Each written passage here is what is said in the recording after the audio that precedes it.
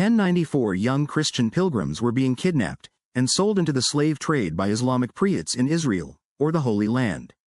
Boys and girls in their teens were sold as slaves for both labor and sex. Not only that, but the Roman ports were unusable from Europe as the Mediterranean Sea was untrustworthy due to the piracy. Boats were robbed and crews were killed. Trade had become impossible. Islamic invaders had pushed their way into Spain and the caliphate was growing. In 1095 the news broke in Europe, a scandal almost. And the Vatican were livid. Emperor Alexius had called for help combating the Turkish invasion in Asia. Now the Pope Urban II raised the call. There will be a holy crusade, and anyone who partakes will receive a holy reward for their bravery. Just a few months later, in early 1096 the First Crusade had begun. 60,000 European knights descended on Jerusalem.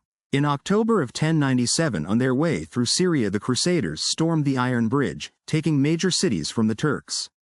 1099 marked the end of the First Crusade. The Kingdom of Jerusalem was a Crusader state and victory has been declared. 1147, the Second Crusade began. 1189, King Richard of England, or King Richard the Lionheart led the Third Crusade. 1203 was the beginning of the Fourth Crusade called by Pope Innocent III, but luck had changed and the Fourth Crusade left the Church defeated.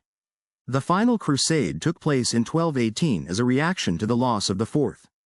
This crusade would also turn out to fail as the Caliphate grew and pushed out the Crusaders for the last time in 1244. Critics claim the Crusades failed, but Europe remained Christian. The Caliphate was destroyed and the white slave trade was demolished.